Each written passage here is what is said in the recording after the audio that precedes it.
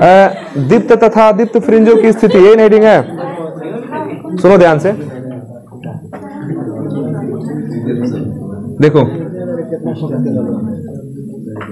जो तीसरे पर्दे पर जो प्राप्त हो रहा है फ्रिंज, उसमें उसको थोड़ा ध्यान से देखना, डेरिवेशन थोड़ा सा बड़ा होगा। देखिए ये हो गया आपका तीसरा पर्दा, ठीक है। इस तीसरे पर्दे के सामने एक दूसरा पर्दा होगा ना यहाँ पर, तो ये मान लीजिए आपका दूसरा पर्दा है, इसमें रेखा छिद्र है S1 और S2। ये मान लीजिए S1 हो गया और ये हो गया S2, दो रेखा छिद्र है। इसी रेखा छिद्र के से जो प्रकाश तरंगें निकलती हैं उनका व्यतिकरण होता है और सामने वाले पर्दे पर फ्रिंजें प्राप्त होती हैं। तो जो यहां पर सेंटर वाला था, यहां पर ब्राइट फ्रिंज प्राप्त होता है। प्रकाश स्रोत आपका इधर कहीं होगा, यस। तो प्रकाश स्रोत के सामने का जो फ्रिंज होता है वो ब्राइट होता है, उसके ऊपर डार्क, फिर नीचे डार्क, फिर एक ब्राइट, फिर एक डार्क, ऐसे करके एकांतर क्रम में होता है फ्रिंज। हम मान लेते हैं कि यहां पर एक फ्रिंज बना है, यहां एक फ्रिंज बना है। अब ये नहीं पता है कि वो फ्रिंज कैसा है, डार्क है या ब्राइट है, ये नहीं पता है। लेकिन दोनों में से कोई ना कोई तो होगा, या तो डार्क होगा नहीं तो ब्राइट होगा। तो हम यह मान लेते हैं, देखिए जो सेंटर में फ्रिंज होता है ना सामने, इसको बोलते हैं केंद्रीय फ्रिंज। क्या बोलते हैं? केंद्रीय। और केंद्रीय फ्रिंज हमेशा जो है चमकीला होता है, केंद्रीय फ्रिंज हमेशा चमकीला होता है, ब्राइट होता है। अब इसके ऊपर एक डार्क, फिर एक ब्राइट, फिर एक डार्क, फिर एक ब्राइट, ऐसे करके या तो यहाँ पर डार्क होगा नहीं तो ब्राइट होगा। तो हम थोड़ी देर के लिए मान लेते हैं कि एक फ्रिंज बना है, ब्राइट भी हो सकता है और डार्क भी हो सकता है। हम लोग दो कंडीशन में अलग अलग सूत्र निकालेंगे।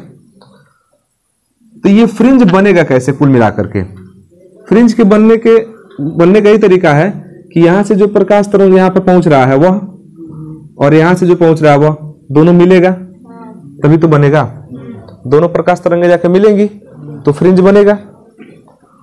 अब उस फ्रिंज के बनने के दौरान जो प्रकाश तरंगे हैं वो कितना दूरी तय किया, तो S2 से ये दूरी तय करते यहां तक पहुंचा, यह S1 से प्रकाश तरंग दूरी तय करते हुए यहां तक पहुंचा। तो क्या दोनों बराबर दूरी तय किया है? नहीं, दोनों के तय की हुई दूरी में अंतर है, मतलब इसके पथ में क्या है? अंतर है।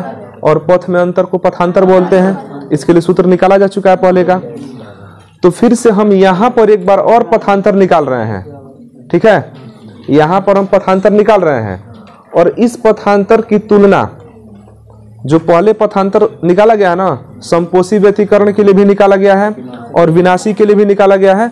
तो वहां पर ले जाके इसकी तुलना कर देंगे, क्योंकि काम तो वही हो रहा है। या तो यहाँ पर संपोषी हो रहा होगा, नहीं तो विनाशी हो रहा होगा। तो एक बार इस पथांतर को संपोषी व्यतिकरण के लिए दिखा देंगे, मतलब संपोषी व्यतिकरण में जो पथांतर निकाला गया होगा ना उसके बराबर करके एक सूत्र निकाल देंगे, और एक बार विनाशी व्यतिकरण के लिए जो पथांतर है उसके बराबर करके एक और सूत्र निकाल देंगे। तो दो सूत्र निकलेगा। तो ध्यान देना, अभी हम क्या निकालना चाहते हैं? पथांतर। तो पथांतर निकालने के लिए कुछ नाम दे दीजिए इसका। S1 S2 तो इसका हो ही गया, इस वाले को O दे देते हैं नाम, मध्य वाले को क्या नाम दे देते हैं? O। और यहां से एक सीधा लाइन खींच देते हैं, इसका नाम, और एक और सीधा लाइन यहां से खींच देते हैं। यह A, यह B, C, D, ठीक है। और B से ब्राइट दिख भी रहा है, केंद्रीय फ्रिंज आपका ब्राइट होता है। हाँ तो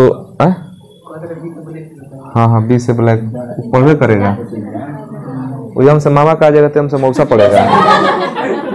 बैल है क्या? देखो, अब देखो यहाँ देखो, तो ABCD आपका हो गया। फ्रिंज कहाँ बन रहा है? अब होशियार बन के D माने डार्क मत पढ़ देना। बिंदु है ABCD, बिंदु D पर फ्रिंज बन रहा है। हमको ये देखना है कि वहां पर जो फ्रिंज बन रहा है उस फ्रिंज के लिए पथांतर क्या है। अगर फ्रिंज के लिए पथांतर मिल गया तो यहाँ से दो सूत्र हम बनाएंगे, फिर ध्यान से समझ लो। पथांतर निकाल करके दो सूत्र बनाएंगे, और दो सूत्र कौन कौन होगा? एक होगा दीप्त फ्रिंज की स्थिति के लिए सूत्र होगा, और एक होगा अदीप्त फ्रिंज की स्थिति। अब ये स्थिति क्या होता है? जैसे मान लीजिए कि प्रश्न पूछ देगा ना कि केंद्रीय फ्रिंज से दूसरा दीप्त फ्रिंज की दूरी ज्ञात कीजिए।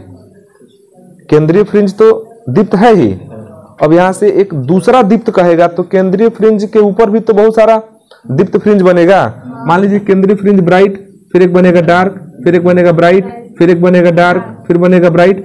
तो दूसरा ब्राइट पूछेगा तो उसके लिए सूत्र निकालेंगे, या कोई भी पूछेगा तो निकाला जा सकता है। या ऐसे कह दे कि केंद्रीय फ्रिंज से पांचवें अदीप्त फ्रिंज की दूरी ज्ञात कीजिए। तो इस तरह के प्रश्न के लिए हमको सूत्र बनाना है। वही हेडिंग में लिखा गया है कि दीप्त तथा अदीप्त फ्रिंजों की स्थिति। पूछ देगा 10वें फ्रिंज की दूरी ज्ञात कीजिए, चाहे 12वें फ्रिंज की दूरी ज्ञात कीजिए, तो ऐसे निकालने के लिए सूत्र चाहिए। उस सूत्र को हम लोग ज्ञात करेंगे इसी चित्र से, और इस चित्र की सहायता से सबसे पहले निकालेंगे पथांतर। पथांतर, पथांतर मतलब पथ में अंतर।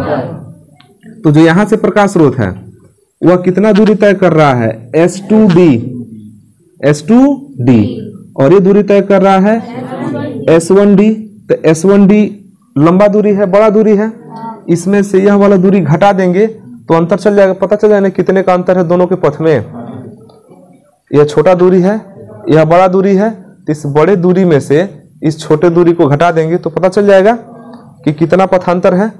देखिए दोनों जो रेखा छिद्र है ना, इसके बीच की दूरी को स्मॉल d माना जाता है। दोनों रेखा छिद्र के बीच की दूरी क्या माना जाता है? Small d। और दोनों पर्दों के बीच की दूरी को कैपिटल D मानते हैं। ठीक है, दोनों रेखा छिद्रों के बीच की दूरी स्मॉल d, और दोनों पर्दों के बीच की दूरी को कैपिटल D यहां लिख देते हैं। ठीक है, कैपिटल D, और रेखा छिद्रों के बीच की दूरी को स्मॉल d, ये ठीक है। और केंद्रीय फ्रिंज से जो आपका फ्रिंज यहां पर बन रहा है, इसकी दूरी को XM मान लें, XM भी मान सकते हैं, N भी मान सकते हैं। अच्छा, फ्रिंज का जो सूत्र लिखे थे, जो हम लोग पथांतर के लिए सूत्र लिखे थे, उसमें XM लिखे हैं कि XN लिखे हैं? उसमें M और N नहीं भी लिखा गया है। ठीक है, कोई बात नहीं, हम यहाँ XM लिख देते हैं।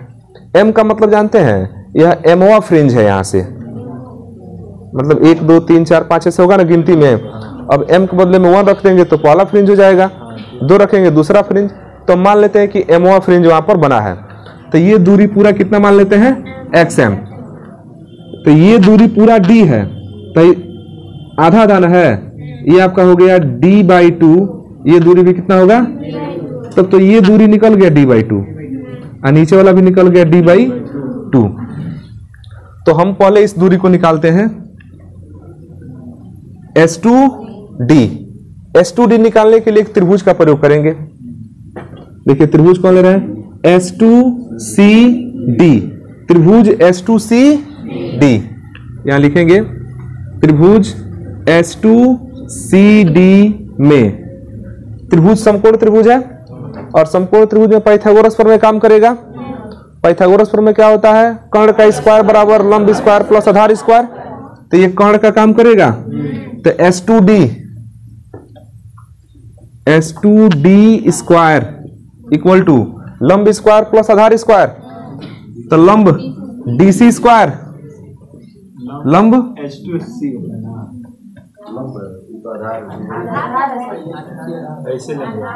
अरे कोई बात नहीं, लंब और आधार दोनों को एक ही तरफ में जोड़ना है। तो फिलहाल त्रिभुज जैसे सामने सीधा दिख रहा है, तो यही हमारा लंब होगा, यही क्या हो जाएगा? आधार। तो लंब स्क्वायर प्लस आधार स्क्वायर कहिए, चाहे आधार स्क्वायर प्लस लंब स्क्वायर कहिए, बात एक ही है। तो लिख सकते हैं CD स्क्वायर प्लस लंब स्क्वायर प्लस आधार square S2C square, S2C square. कोई समस्या इसमें?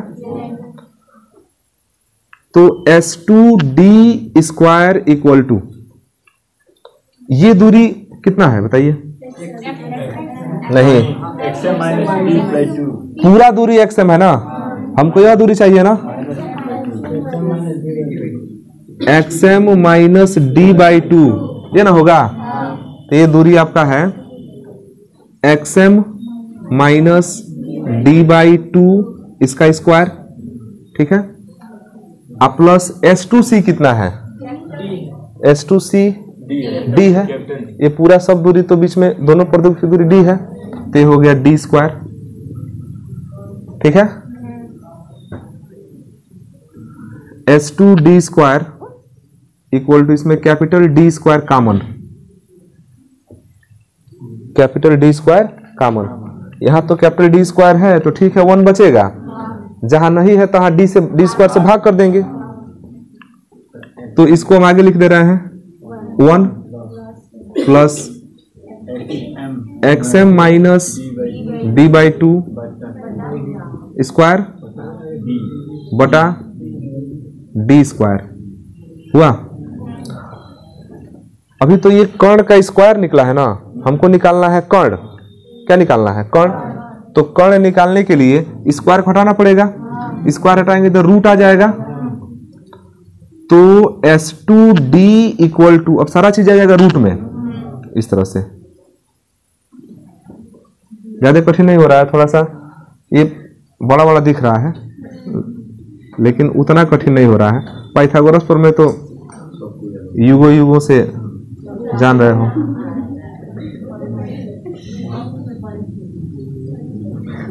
ठीक है, अब देखो ध्यान से, D स्क्वायर है तब तो D आराम से निकल जाएगा बाहर, इसमें से कुछ नहीं निकलेगा, इसको भी निकाल दो, इसको निकाल दो, अब वो कह दो 1 का तो 1 होता है, ऐसा नहीं करेंगे, प्लस में है ना, नहीं निकलेगा, D स्क्वायर निकल जाएगा, तो S2D इक्वल टू D निकल गया, और बाकी है सब रूट में बचा, और रूट अगर हटाना चाहे तो पूरे का पावर 1/2 लगा सकते हैं, लगा सकते हैं, तो लगा दिया जाए।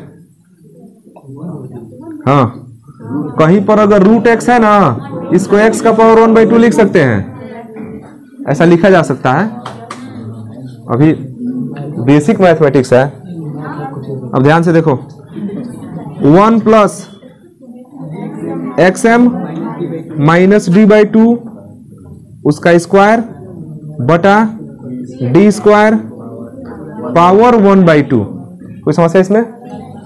एक और द्विपद प्रमेय होता है, देखो ध्यान से, 1 प्लस x का पावर अगर n है ना, हम लोग तो a प्लस b का होल स्क्वायर होल क्यूब तक जानते हैं, मैथ वाले थोड़ा सा और आगे जानते हैं, 4 घात 5 घात 6 घात 10 घात के लिए सूत्र पता है उन लोगों को, नहीं पता है? नहीं पता है? ठीक है, वो होता है, एक सूत्र होता है, देखो 1 प्लस x का जो पावर n है, इसके लिए प्राप्त होता है 1 प्लस nx, 1 प्लस nx, तो 1 प्लस nx प्राप्त होता है। अब इसी फार्मूले पर 1 प्लस x पावर n, तो हो जाएगा 1 प्लस nx, तो ये बन जाएगा S2D, S2D equal to D, D तो बाहर है, 1 प्लस n के बदले में कौन है, 1/2, 1/2, और x के बदले में पूरा, तो हो गया XM minus D/2 whole square by D square, इसको थोड़ा सा मिटा दे रहे हैं यहां पर, हो गया। अब घात इसका खत्म हो गया, ये प्रसार हो गया, बराबर D से अंदर गुणा कराया जाए,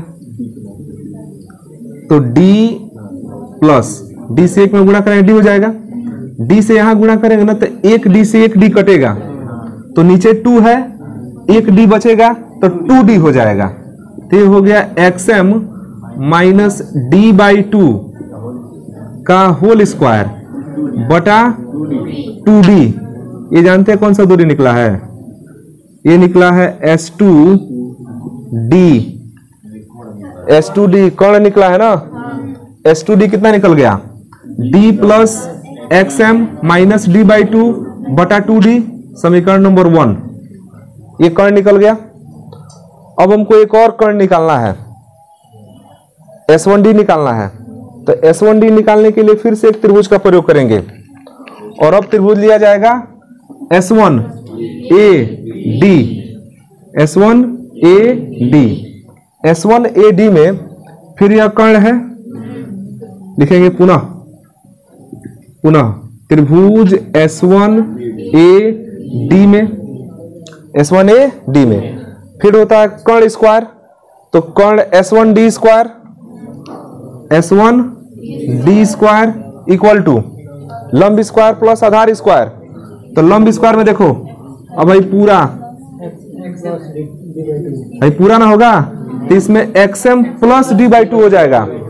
इसमें क्या हो जाएगा, XM प्लस D/2 का स्क्वायर, ठीक है, अब प्लस आधार D प्लस D स्क्वायर, वही चीज है, बस उसमें माइनस था, इसमें क्या हो रहा है, प्लस हो रहा है। तो कैलकुलेशन करेंगे तो सब चीज वही आएगा। रिजल्ट में जहां पर इसमें माइनस आया था ना, तो इसमें प्लस आएगा। तो हम लिखेंगे इसी प्रकार, और इतना ज्यादा फिर नहीं लिखा जाएगा। उपरोक्त के अनुसार S1 D square equal to, देखिए D plus XM minus D/2 का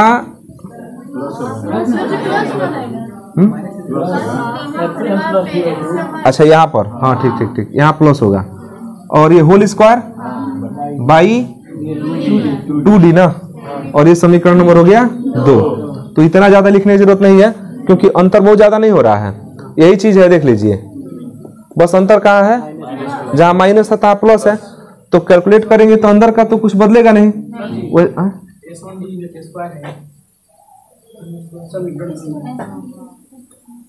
अब हो गया, ठीक है, ये तो यही वाला चीज है ना, लेकिन इसको हल करके S2D स्क्वायर है, S1D स्क्वायर है, लेकिन हल करके पहुंचे हैं तो S2D पर न पहुंचे हैं, ये भी S1D हो जाएगा। तब ये दूरी निकल गया S2D, फिर निकल गया S1D, और अब इनको जब घटाएंगे S1D में से S2D घटाएंगे तो पथांतर निकलेगा, और जब पथांतर निकलेगा तो जो पहले वाला सूत्र है उससे इसकी तुलना कराएंगे तो 2 बार तुलना कराएंगे, 2 सूत्र मिलेगा। तो पहले इसको लिख दो, पहले चित्र बनाओ फिर लिखा जाएगा। हाँ पहले चित्र, यह वाला जल्दी बनाओ, जल्दी 2 भाग करेंगे। ऐसे सुनो ध्यान से, अब पथांतर निकाला जाए तो पथांतर डेल्टा एक्स, बात नहीं करो, अब हो जाएगा 10-15 मिनट में। पथांतर डेल्टा एक्स इक्वल टू पथांतर डेल्टा एक्स कैसे निकालेंगे, तो S1D में से S2D घटा देंगे, तो पथांतर delta x equal to S1D minus S2D। तो S1D का मान रखा जाए और S2D का मान रखा जाए, तो इसको हम मिटा दे रहे हैं। S1D नहीं दिख रहा है, अब हम कहेंगे इसके बाद मोतियाबिंद।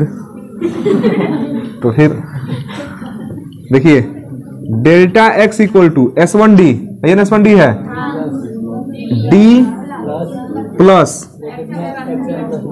XM प्लस D/2 का होल स्क्वायर बाई 2D, उसमें से घटाना है S2D, यहीं पर है, तो अरे रहने दो, इतना कंजूसी क्यों, प्लस XM माइनस D/2 का स्क्वायर बटा 2D। अब घटाया जाए, घटाने के लिए जानते हो चिन्ह बदलेगा, delta x equal to D plus XM plus D/2 का whole square by 2D minus D, और माइनस इंटू प्लस फिर से माइनस XM माइनस D/2 का होल स्क्वायर बाई 2D। तो D से D कैंसिल हो गया, अब बचा डेल्टा एक्स इक्वल टू, नीचे एक ही बार 2D लिख दिया जाए, 2D एक ही बार 2D। अब ऊपर देखिए, XM प्लस D/2 का स्क्वायर माइनस d/2 का स्क्वायर। तो इसमें a प्लस बी का होल स्क्वायर लगा दे रहे हैं, इसमें a माइनस बी का होल स्क्वायर। अब बीच में देखिए माइनस ना है, अंदर का सारा चिन्ह बदल देंगे। तो delta x equal to 2d नीचे बात नहीं करो, xm square plus d/2 square plus 2ab 2xm d/2, ठीक है, माइनस। अच्छा सुनो, इसमें जो भी अंदर चिन्ह बनना चाहिए ना उसका उल्टा हम लिखेंगे, ठीक है। तो xm स्क्वायर, तो a square plus b square होना चाहिए, लेकिन हम माइनस लिखेंगे। ऐसा इसलिए लिख रहे हैं क्योंकि बाहर माइनस है ना। अच्छा, माइनस 2ab होना चाहिए, तो प्लस लिख देंगे 2xm d/2, ठीक है। तो ये वाला कट गया, यह वाला कट गया दोनों, और देखो 2 से 2 कट गया, 2 से 2 कट गया, तो xmd और xmd 2xmd होगा। Delta x equal to 2xmd, small d है ना, ऊपर लिख दे, यहां पर नहीं मिटा दे रहे हैं।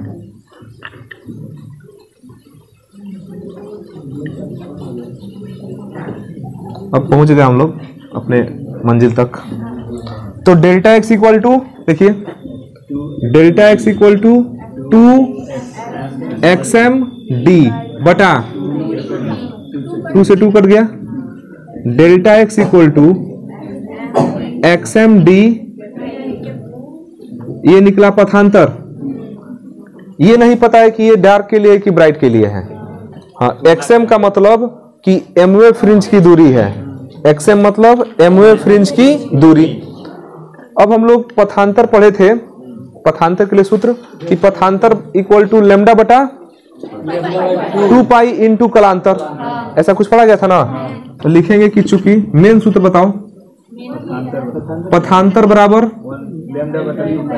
लैम्डा बटा 2 पाई इंटू कलांतर, ये मेन सूत्र है ना।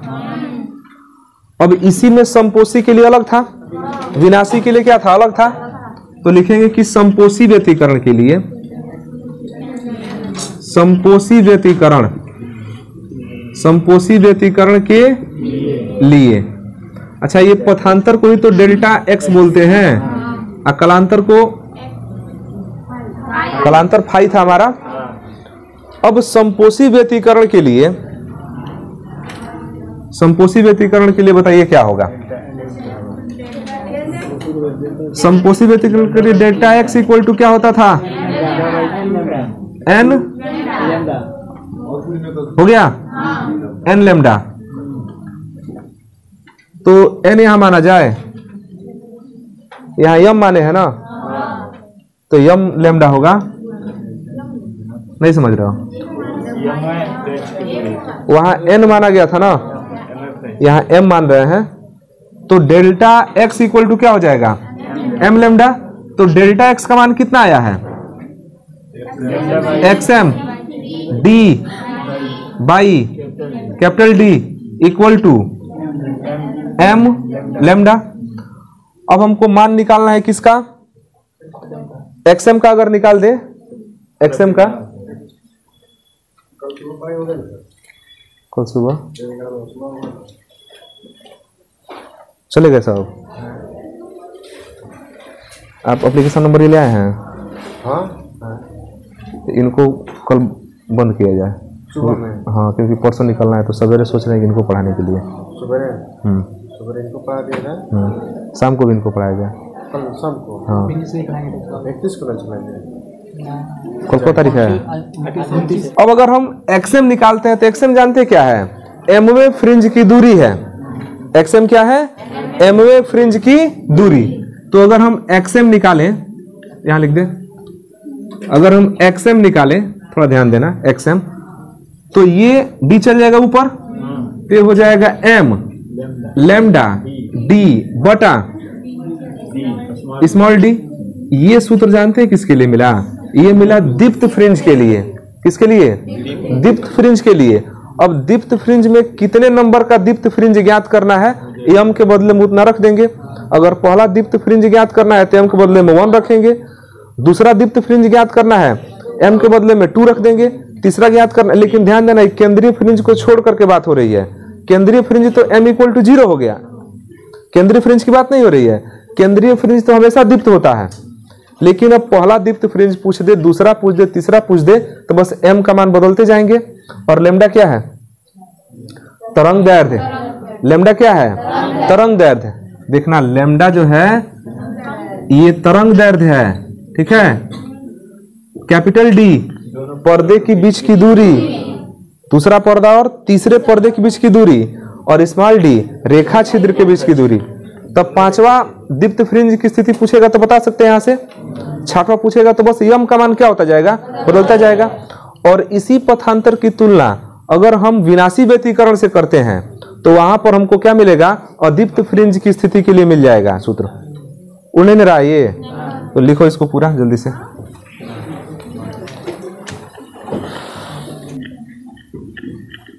तो ये mवें दीप्त फ्रिंज के लिए सूत्र हो गया।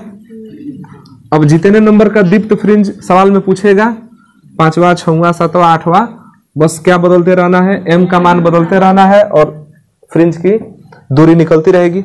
अच्छा, ये जितनी भी दूरी है ना वो सब केंद्रीय फ्रिंज से निकलेगा। केंद्रीय फ्रिंज से पहले दीप्त फ्रिंज की दूरी, केंद्रीय फ्रिंज से दूसरे दीप्त फ्रिंज की दूरी, इस सूत्र का प्रयोग कर लेंगे। और देखिए विनाशी व्यतिकरण में, विनाशी व्यतिकरण के लिए, विनाशी व्यतिकरण के लिए डेल्टा x कितना हुआ था जी? डेल्टा x पथांतर विनाशी व्यतिकरण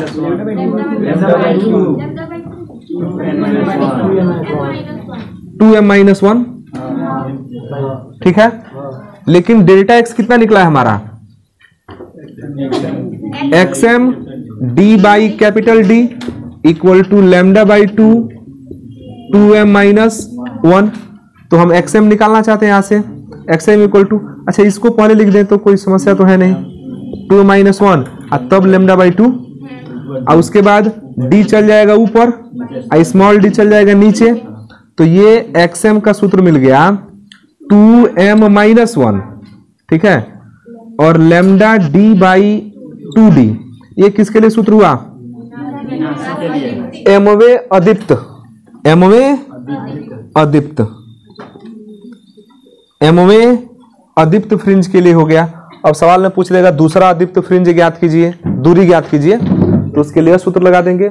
और दीप्त फ्रिंज की दूरी पूछेगा तो यह सूत्र लगा देंगे। जल्दी लिखो देखिए। और इसके बाद कल पढ़ा जाएगा नहीं केमिस्ट्री रहने का, आज एकदम बेहोश करा देगा। बेहोश हो जाओगे पढ़ते पढ़ते। नहीं होगी सर, ये नाजी हो गया। नहीं ठीक है। अच्छा यहीं से सुनो, एक सूत्र और पढ़ना है, फ्रिंज की चौड़ाई। तो फ्रिंज की चौड़ाई यहीं से हम लोग आगे निकालेंगे कल।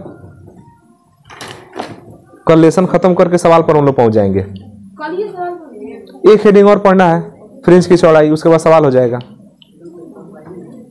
नहीं अब ज्यादा हो जाएगा।